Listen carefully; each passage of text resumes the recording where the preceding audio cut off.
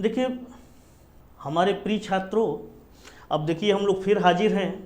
पिछले वीडियो में हमने आप लोगों को मुद्रा के बारे में बताया था और उस मुद्रा में केवल हमने उसकी उत्पत्ति या इतिहास के बारे में एक संक्षिप्त व्याख्या किया था और उसमें जो सेगमेंट या खंड थे मुद्रा के बारे में, तो यहाँ पर हम लोग सबसे पहले मुद्रा लिख लेते हैं और मुद्रा के खंड में हम लोगों ने ये केवल उत्पत्ति या इतिहास के बारे में इसको देखा था।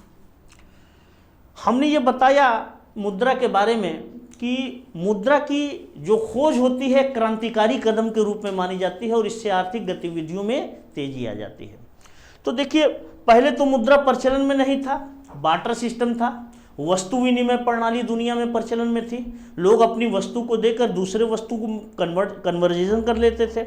लेकिन हम लोग यहाँ पर ये देखते हैं कि ये व्यवस्था लंबे समय तक नहीं चल सकती थी क्योंकि इसमें तमाम कमियां थी, कमजोरियां थी और इन कमजोरियों को ख़त्म करने के लिए एक कोई ना कोई चीज़ को मानक बनाकर मुद्रा में लोगों के बीच में एक विश्वास पैदा किया जाए। इन्हीं बातों को ध्यान में रखते हुए हम लोग ये देखते हैं कि दुनिया के लोगों ने कुछ मूल्यवान धातु को चुना और इसी धातु को एक कॉइन्स बनाया और इसी कॉइन्स के आधार पर लोग लेना देना शुरू करते हैं। क्योंकि मूल्यवान धातु के जो सिक्के बनाए गए, लोगों को उसमें भरोसा और विश्वास ज़्यादा था। इस तरीके से मुद्रा में लोगों को भरोसा या विश्वास बना रहे, इसलिए लोग मूल्यवान धातु को चुनते हैं। और ये मूल्यवान धातु में हम लोग ये देखते हैं कि सोना और चांदी शामिल हो जाता है और यहीं से कॉइन्स की शुरुआत होती है और यहीं से मुद्रा में विश्वास की बहाली हो जाती है और जनता इसे एक्सेप्ट करने में किसी भी प्रकार के कोई गुरेज नहीं करती। अगर इतिहास का क्रम देखेंगे तो लंबे समय तक हम लोग ये देखते हैं कि दुनिया के देशों में सिक्के ही प्रचलन में थे, यानी वास्तविक मुद्रा ही प्रचलन में थे। जितनी धातु की मूल्य होती थी उस पर अंकित मूल्य बना दिए जाते थे। इस तरीके से मुद्रा में एक विश्वास बहाल हो जाता है।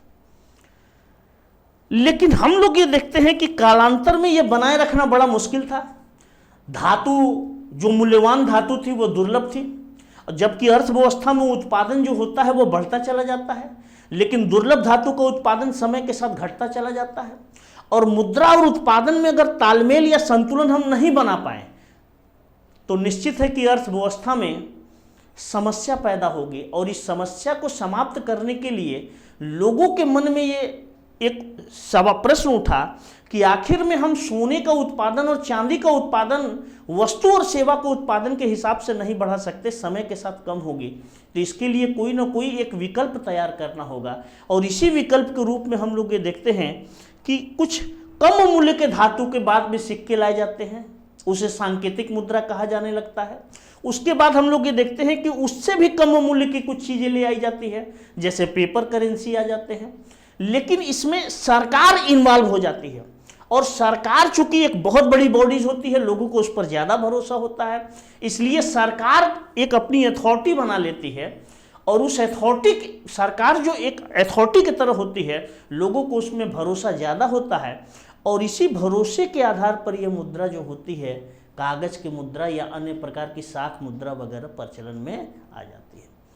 तो इस तरीके से हम लोग ये देखते हैं कि मुद्रा में विश्वास सबसे पहले मूल्यवान धातु से, बाद में सरकार खुद शामिल उसमें हो जाती है, इसलिए लोगों का विश्वास इन सभी मुद्राओं में बना रहता है। तो हम लोग ये देखते हैं कि मुद्रा है क्या। अब देखिए हम लोगों ने इसका उत्पत्ति बताया, इतिहास बताया, इसके बाद हमने बताया कि इसमें विश्वास कैसे समाविष्ट होती है। अब हम लोग ये देखते हैं कि डिफिनेशन या परिभाषा, यानी मुद्रा है क्या।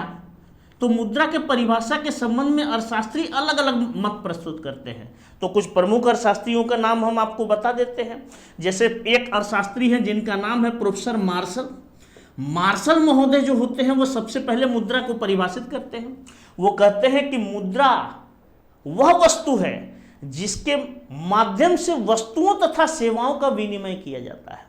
विनिमय का मतलब लेन देन किया जाता है, यानी सभी वस्तुओं में से एक वस्तु मुद्रा भी है और मुद्रा वह वस्तु है जिसके माध्यम से वस्तुओं तथा सेवाओं का विनिमय किया जाता है, यानी वस्तु तथा सेवा को लेकर बदले में हम इस वस्तु या मुद्रा को दे देते हैं। जो भी वस्तु हम बदले में देते हैं उसी को मुद्रा कहते हैं।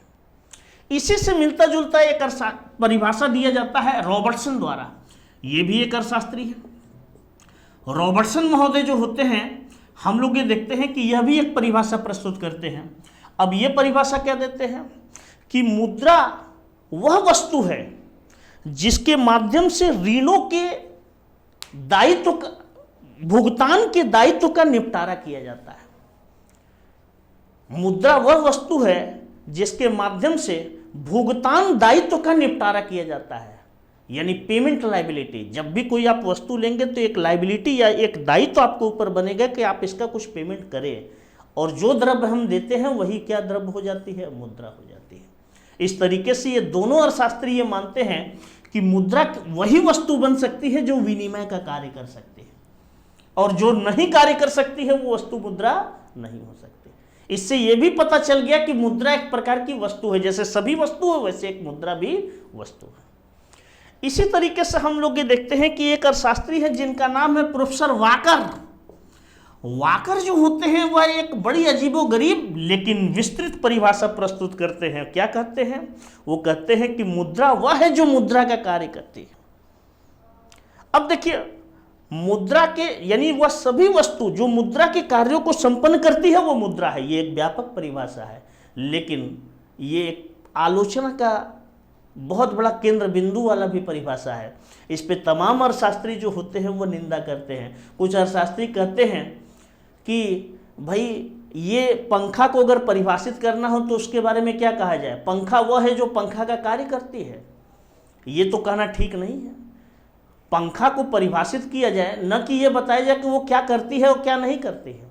लेकिन हम लोग ये देखते हैं कि ये आलोचना भी हुआ है इस परिभाषा का, तो यह परिभाषा अत्यंत व्यापक परिभाषा है। और ये परिभाषा याद रखिएगा, वाकर की अक्सर ये पूछा जाता है कि मुद्रा वह है जो मुद्रा का कार्य करती है। परिभाषा किसकी है? वाकर की, सेलिगमैन की परिभाषा नहीं है। ग्राहम एक अर्थशास्त्री आते हैं, ग्राहम जो होते हैं वो परिभाषा जो देते हैं, ग्राहम वो कहते हैं मुद्रा वह है जो सर्वग्राह्य हो, यानी सभी लोग इसे ग्रहण करने के लिए तत्पर होते हैं। जबकि सेलिगमैन जब आते हैं तो सेलिगमैन जो होते हैं वो कहते हैं कि मुद्रा वह हो जो सर्व स्वीकृत हो, यानी सभी स्थानों पर इसे क्या किया जाता हो, स्वीकार किया जाता हो। यह परिभाषा किसकी है? सेलिगमैन की। यह परिभाषा किसकी है? सेलिगमैन की। तो इस तरीके से मार्शल कहते हैं कि मुद्रा वह वस्तु है जिसके माध्यम से वस्तुओं तथा सेवाओं का विनिमय किया जाता है। रॉबर्टसन कहते हैं कि मुद्रा वह वस्तु है जिसके माध्यम से भुगतान दायित्व का निपटारा किया जाता है। इसी तरीके से वाकर वह कहते हैं कि मुद्रा वह है जो मुद्रा का कार्य करती है। ग्राहम कहते हैं कि मुद्रा वह है जो सर्वग्राह्य हो, और सेलिगमैन कहते हैं कि मुद्रा वह है जो सर्व स्वीकृत हो। इस तरीके से अलग अलग अर्थशास्त्री अलग अलग परिभाषा देते हैं। एक छोटा सा परिभाषा हम भी प्रस्तुत इसी में मिला के कर रहे हैं। तो देखिए, जैसे सभी वस्तु या देखिए मुद्रा एक परिसंपत्ति होती है। परिसंपत्ति इस अर्थ में होती है कि ये रिटर्न या प्रतिफल देने वाली होती है, इसलिए मुद्रा को हम क्या मानते हैं? एक परिसंपत्ति। परिसंपत्ति में सभी वस्तु शामिल होती है। तो हम लोग ये देखते हैं कि मुद्रा एक प्रकार की क्या होती है? एसेट्स होती है, परिसंपत्ति होती है। ये प्रतिफल देती है या तो आपको वस्तु खरीद कर देती है कुछ न कुछ, इसलिए मुद्रा को हम क्या मानते हैं? एक परिसंपत्ति मानते हैं। अब हम लोग ये देखते हैं कि ये तय हो गया कि मुद्रा एक परिसंपत्ति है। मुद्रा की सबसे बड़ी गुण क्या है? तरलता, लिक्विडिटी। लिक्विडिटी का मतलब जब कोई वस्तु तत्काल बिना हानि के दूसरे वस्तु में परिवर्तित हो जाती है तो उसे लिक्विडिटी कहते हैं। और हम लोग ये देखते हैं कि लिक्विडिटी या तरलता सभी वस्तु में पाई जाती है, लेकिन मुद्रा में तरलता की अंश या लिक्विडिटी की जो मात्रा या डिग्री ऑफ लिक्विडिटी होती है वह सबसे ज्यादा होती है। तो इस तरीके से मुद्रा को ये बारे में कहा जाता है कि मोस्ट लिक्विड एसेट। एसेट तो है, कैसा एसेट? Most liquid asset.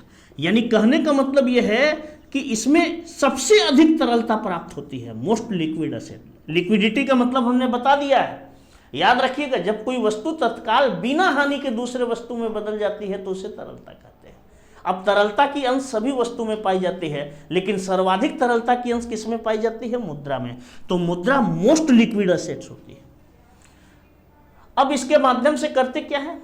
तो हम लोग ये देखते हैं कि यह वस्तुओं और सेवाओं का विनिमय करती है, यानी किसी भी वस्तु और सेवा को अगर आप लेंगे तो बदले में आप इसे दे दीजिए। लेकिन हम लोग ये देखते हैं कि यह मूल्यों का संचयन भी करती है, यानी स्टोर ऑफ वैल्यू। जैसे मान लेते हैं कि हम एक किसान हैं, हम 100 किलो गेहूं उत्पादन करते हैं, 40 किलो हमारी ज़रूरत की है, 60 किलो हमारे पास अतिरिक्त है। अगर 60 किलो हम गेहूं बचा कर रखेंगे तो 1 साल, 1.5 साल, 2 साल के लिए, लेकिन तीसरा साल गेहूं क्या होगा, खराब हो जाएगा। इस समस्या से छुटकारा हम कैसे पा सकते हैं?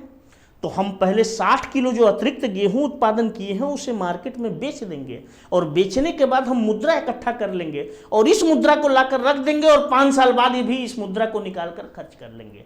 इसका मतलब है कि हमारी अतिरिक्त मूल्य को मुद्रा ने क्या किया, संचित कर लिया, और इस संचित मूल्य का जब जरूरत पड़ेगा तब हम इसका इस्तेमाल कर लेंगे। तो इसका मतलब है कि मुद्रा एक तो मीडियम ऑफ एक्सचेंज, यानी विनिमय के माध्यम के रूप में वो कार्य कर लेती है, और दूसरा हम लोग ये देखते हैं स्टोर ऑफ वैल्यू, यानी मूल्यों का संचयन कर लेती है। इसी के आधार पर मुद्रा को डिफाइन कर लेते हैं। तो हम लोग ये देखते हैं कि मुद्रा वह सर्वाधिक तरल परिसंपत्ति है, यानी मुद्रा वह सर्वाधिक तरल परिसंपत्ति है जो वस्तुओं तथा विनिमय के साथ साथ मूल्यों का संचयन करती है। तो इस तरीके से हम लोग ये देखते हैं कि ये मुद्रा की परिभाषा, जेएम कीन्स की परिभाषा इसी से मिलती जुलती है। तो ये सवाल आपसे पूछा जाता है कि मुद्रा है, तो याद रखिएगा कि मुद्रा एक परिसंपत्ति है, और कैसी परिसंपत्ति है, सर्वाधिक तरल परिसंपत्ति। हम लोग ये देखते हैं कि मुद्रा के 2 कार्यों को इसमें ले लिया गया है। तो इस तरीके से ये भी परिभाषा यूनिक तो नहीं है, लेकिन फिर भी हम लोग ये देखते हैं कि ये एक महत्वपूर्ण परिभाषा हो सकती है। एक बार फिर से, मुद्रा वह सर्वाधिक तरल परिसंपत्ति है जो वस्तुओं तथा सेवाओं के विनिमय के साथ साथ मूल्यों का संचयन करती है। ये मुद्रा की परिभाषा है। अब हम लोग ये देखते हैं कि मुद्रा की परिभाषा हो गई, तो जो भी महत्वपूर्ण परिभाषा था वो हमने बताया। आखिरी वाला आपको कहीं पे बताना है। कोई अगर पूछे कि मुद्रा क्या है तो यही आखिरी वाला आप बताएंगे। अब हम लोग परिभाषा के बाद मुद्रा के कार्य देखते हैं। तो यहाँ पर हम संक्षिप्त रूप में, चूंकि एसआई की दृष्टि से ही बताएंगे, तो मुद्रा के मुख्यतः हम लोग ये देखते हैं कि 4 कार्य होते हैं, 2 प्राथमिक कार्य और 2 गौण कार्य। पहला तो हम लोग ये देखते हैं कि मुद्रा विनिमय की माध्यम है। क्या है? मुद्रा विनिमय की माध्यम है, विनिमय की माध्यम है। इसका मतलब तो आप समझ ही गए। विनिमय की माध्यम का मतलब है कि आप किसी भी वस्तु को ले या सेवा को लेते हैं तो बदले में आप मुद्रा को दे देते हैं, या मुद्रा देकर किसी भी वस्तु और सेवा को ले सकते हैं। दूसरा हम लोग ये देखते हैं कि मुद्रा का कार्य है हम लोग ये देखते हैं, इसे इंग्लिश में मीडियम ऑफ एक्सचेंज कहते हैं। और दूसरा हम लोग ये देखते हैं कि मुद्रा का कार्य जो है वह है प्राइस मेजरमेंट, यानी कीमतों का मापन,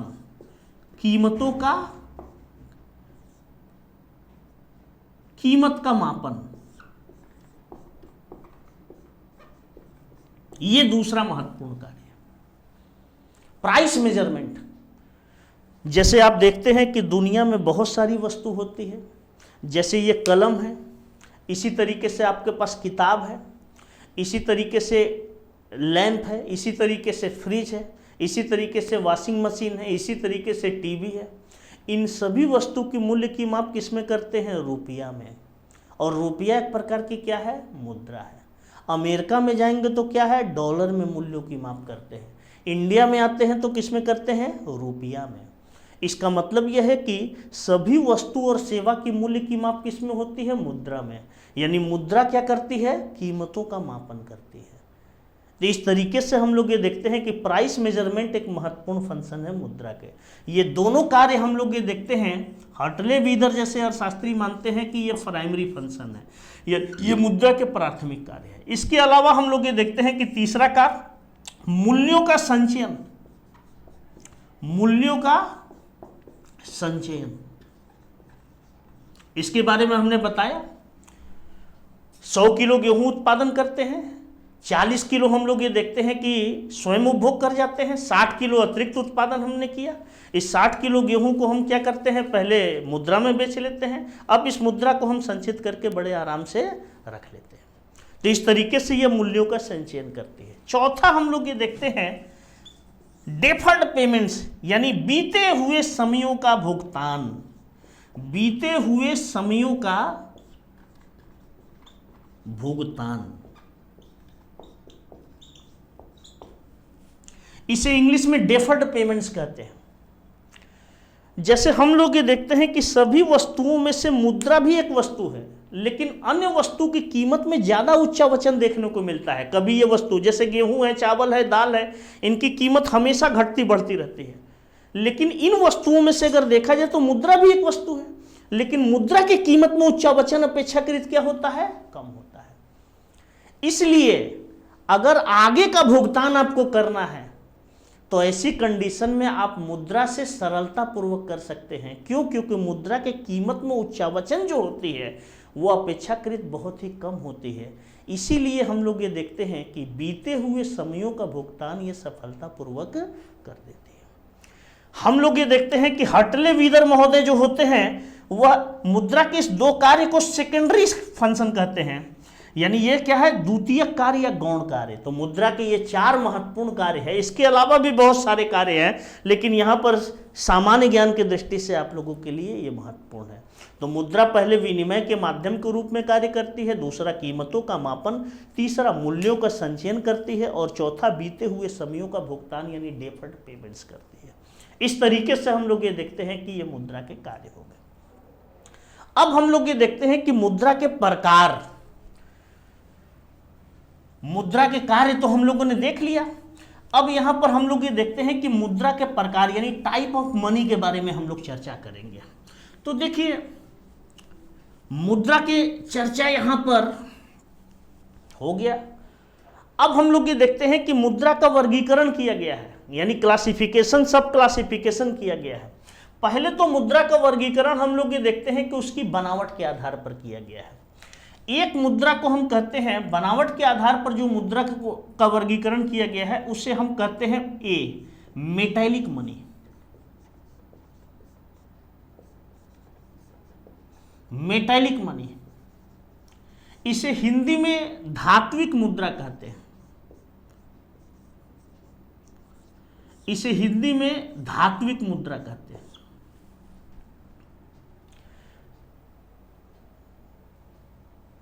ये क्लासिफिकेशन है, टाइप है। टाइप में सबसे पहले मेटालिक मनी आता है।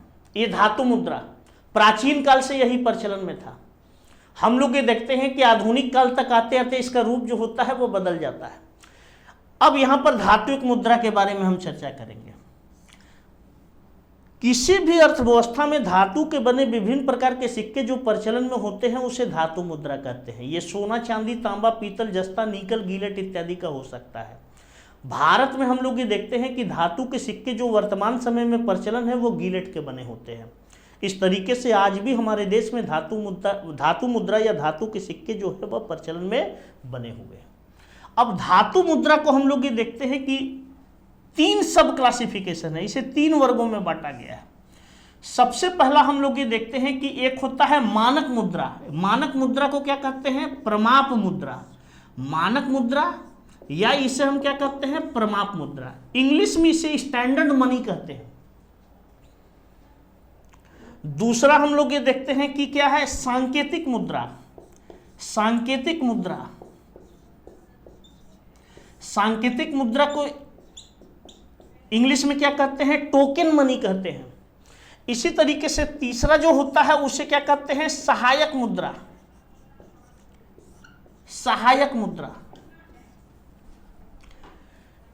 मानक मुद्रा, सांकेतिक मुद्रा, सहायक मुद्रा, स्टैंडर्ड मनी, टोकन मनी और सब्सिडियरी मनी। मानक मुद्रा किसे कहते हैं, तो चलिए हम मान लेते हैं ये एक सिक्का है। इस सिक्का पर सरकार 1 रुपए छाप देती है। अब हम लोग ये देखते हैं कि एक तो सिक्का किसी न किसी धातु का बना हुआ है, इसके धातु का एक मूल्य होता है। तो ये मुद्रा की क्या होती है, हम लोग ये देखते हैं कि मुद्रा की रियल वैल्यू जो होती है, वास्तविक मूल्य जो होती है उसकी धातु होती है।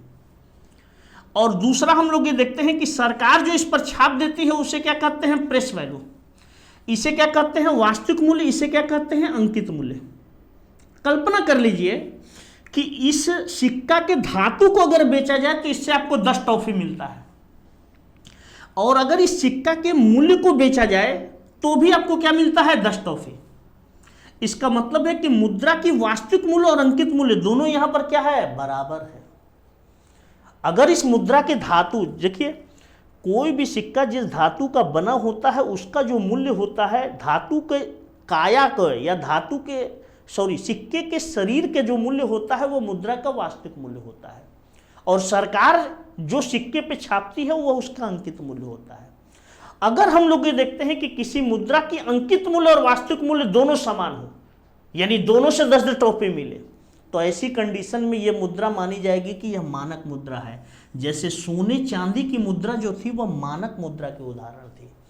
इसकी अंकित मूल्य यानी जितना उसका वजन होता था ठीक उसके बराबर ही उस पर मूल्य छापा जाता था, और वो मुद्रा मानक मुद्रा थी। और भारत में आज भी मुद्रा क्या है, स्वर्ण मानक मुद्रा है। यानी आज भी हमारे देश में रिजर्व बैंक ऑफ इंडिया एक न्यूनतम स्वर्ण मुद्रा अपने पास रखती है। तो इस तरीके से मानक मुद्रा किसे कहते हैं, तो वह मुद्रा जिसकी अंकित और वास्तविक मूल्य दोनों समान होती है वो मानक मुद्रा है। लेकिन अब दुनिया के किसी भी देश में मानक मुद्रा प्रचलन में नहीं है। दूसरा हम लोग ये देखते हैं कि सांकेतिक मुद्रा, जैसे ये सिक्का है, इस सिक्का के अंकित मूल्य से हम मान लेते हैं 10 टॉफी खरीदते हैं, लेकिन दुकानदार के यहां अगर इस सिक्का को तोड़कर इसके धातु को ले जाए और धातु को बेचे तब वह 1 टॉफी केवल दे, तो इसका मतलब है कि इस मुद्रा की अंकित मूल्य अधिक है और वास्तविक मूल्य क्या है, कम है। जैसे 5 का सिक्का है, अगर आप दुकानदार के यहाँ ले जाएंगे तो आपको 1 चॉकलेट दे देगा, लेकिन अगर उसे कूच कर ले जाए, तोड़ कर ले जाए, तो ऐसी कंडीशन में दुकानदार क्या करेगा, आपको भगा देगा, 1 को टॉफी नहीं देगा। तो इस तरीके से हम लोग ये देखते हैं कि जिस मुद्रा की अंकित मूल्य अधिक और वास्तविक मूल्य कम होती है उस मुद्रा को सांकेतिक मुद्रा कहते हैं। इसका मतलब है कि भारत में 1 रुपये, 2 रुपये, 5 रुपये, 10 रुपये के सिक्के जो हुए वो सब सांकेतिक मुद्रा है। इस पर जो छपा हुआ मूल्य है उससे वस्तु मिलती है, जबकि इसके धातु से कुछ भी वस्तु नहीं मिलता है। इसलिए हम लोग ये देखते हैं कि यह हमारे देश में सांकेतिक मुद्रा है।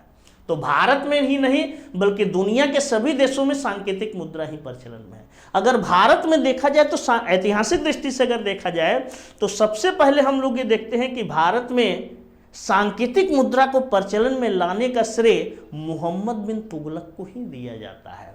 हालांकि वो असफल रहता है, लेकिन बाद में वही दुनिया में वो सफल हो जाती है। उसे सन की बादशाह कहा जाता है। लेकिन हम लोग ये देखते हैं कि उसी के शासनकाल में सांकेतिक मुद्रा पहली बार दिखाई पड़ती है। उसके बाद हम लोग ये देखते हैं कि वर्तमान समय में जितने भी हमारे देश में सिक्के हैं वो सब सांकेतिक मुद्रा के उदाहरण हैं। इसी तरीके से एक होता है सब्सिडियरी मनी, इसे सहायक मुद्रा कहते हैं। हम लोग ये देखते हैं कि मुख्य मुद्रा को भुगतान में सहायता प्रदान करने के लिए जो मुद्रा प्रचलन में लाई जाती है उस मुद्रा को सहायक मुद्रा कहते हैं। जैसे भारत में हम लोग ये देखते हैं कि लंबे समय तक 5 पैसे से 25 पैसे तक के सिक्के को सहायक मुद्रा कहा जाता था। जैसे आप एक बिस्किट का पैकेट लेते हैं, उसकी कीमत है 5 रुपये 75 पैसा। अगर 5 पैसा, 10 पैसा, 20 पैसा, 25 पैसा का कॉइन्स होगा तभी तो आप उसका भुगतान 5 रुपये 75 पैसा करेंगे। अगर ये कॉइन छोटे मूल्य का न हो तो या तो भुगतान करेंगे 5 रुपये या तो 6 रुपये। ऐसी कंडीशन में अगर भुगतान आप 6 करेंगे तो आपको नुकसान होगा, और अगर आप 5 करेंगे तो दुकानदार को नुकसान होगा। एक दिन में अरबों रुपए का ट्रांजैक्शन होता है, इससे लाखों रुपए का चूना इकोनॉमी को लग जाएगा। इसीलिए हम लोग ये देखते हैं कि मुद्रा, मुख्य मुद्रा को भुगतान में सहायता प्रदान करने के लिए अर्थव्यवस्था में कुछ मुद्रा छोटी मूल्य की लाई जाती है, उस मुद्रा को सहायक मुद्रा कहते हैं। भारत में लंबे समय तक यानी 2010 तक 5 पैसे से 25 पैसे तक मुद्रा सहायक मुद्रा थी, लेकिन आप जानते हैं कि 2011 में इस मुद्रा को प्रचलन से बाहर कर दिया गया, डिमोनेटाइज कर दिया गया। अब हमारे देश में केवल 50 पैसे के सिक्के को सहायक मुद्रा माना जाता है, और बाकी 1 रुपये से लेकर 2000 रुपये तक के नोट एवं सिक्के को हम सहायक मुद्रा मुख्य मुद्रा मानते हैं। तो इस तरीके से 50 पैसे के कॉइन्स अभी भी हमारे देश में सहायक मुद्रा के रूप में माना जाता है, जबकि इसके ऊपर के जितने भी सिक्के और नोट हैं वो सब मुख्य मुद्रा के नाम से स्मरण किए जाते हैं। तो इस तरीके से हम लोग ये देखते हैं कि पहला टाइप क्या है, धातु मुद्रा। अब दूसरा टाइप हम लोग ये देखते हैं कि क्या है, कागजी मुद्रा। ए के बाद बी, कागजी मुद्रा, ठीक है ना। तो इस तरीके से हम लोग ये देखते हैं कि यहां पर कागज की मुद्रा होती है।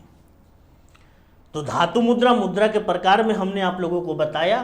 कागजी मुद्रा, चूंकि समय वीडियो में काफ़ी कम है तो हमने आपको इसमें परिभाषा बता दिया। परिभाषा के बाद मुद्रा के कार्य बता दिए। कार्य के बाद एक टाइप को हमने कवर अप कर लिया। यानी टाइप में मुद्रा के प्रकार कई होते हैं। तो सबसे पहला मुद्रा मेटैलिक मनी यानी धातु मुद्रा है। धातु मुद्रा को हमने सब टाइप किया। सब टाइप या उप वर्गीकरण में मानक मुद्रा, सांकेतिक मुद्रा, सहायक मुद्रा के बारे में बताया। तो आज भर इस लेक्चर में, इस वीडियो में इतना ही आ पाएगा बालक। और आप लोग इस वीडियो को देखें और ज़्यादा से ज़्यादा लाइक, शेयर और सब्सक्राइब करें और हम लोगों के भी मनोबल को बढ़ाएं, ताकि हम लोग भी अच्छा वीडियो, अभी तक तो हम केवल इकोनॉमिक्स ही पढ़ा रहे हैं, अभी तो इंडियन इकोनॉमी या करंट इकोनॉमी सब आप लोगों का बचा हुआ है। अगर एक बार वो सारी चीज़ों को जोड़कर बताया जाएगा तो आप लोगों को ज़्यादा समझ में आएगा, क्योंकि हर चैप्टर का हम कुछ ही सेगमेंट आप लोगों को बता रहे हैं। तो अभी इंडियन इकोनॉमी यानी जो करेंट डेटा वाला चीज़ है वो इसके आगे चलेगा, लेकिन ये सब नहीं जान पाएंगे तो डेटा आप ये रट नहीं पाएंगे, याद नहीं कर पाएंगे। इसलिए ज़रूरी है कि आप ये सब जानें, उसके बाद फिर इंडियन इकोनॉमी वाला करेंट डेटा आप लोगों को पढ़ाया जाए, फिर आप लोगों से टेस्ट लिया जाए कि कैसे पेपर आते हैं और किस तरीके से आपको हल करना है, ठीक है ना। पेपर लेने का मतलब ये नहीं है, टेस्ट सीरीज का मतलब ये नहीं होता कि हम पेपर दे दें और आप उत्तर दे दें, ऐसा नहीं है। पेपर हम देंगे, 10-15 मिनट आपको समय देंगे, आप उसे हल कीजिए, उसके बाद हम उसकी व्याख्या, हम उसकी जो हल देंगे आपको, सॉल्यूशन जो देंगे वो व्याख्या सहित देंगे कि ये क्वेश्चन देखिए कहाँ से उठाया गया है, कैसे लिया गया है। तो इस तरीके से आप लोगों को हम तैयारी चाहते हैं आप करें, ताकि आप अपने मंजिलों को पा सकें। और हम लोगों की दुआएं, आशीर्वाद आप लोगों के साथ हमेशा ही बनी रहेगी। अगर आप लोगों को वीडियो अच्छा लगे ज्ञान गोदावरी चैनल के माध्यम से, तो आप लोग इसको सब्सक्राइब करें, लाइक करें, शेयर भी करें और इसको आगे बढ़ाने की आप लोग कोशिश करें।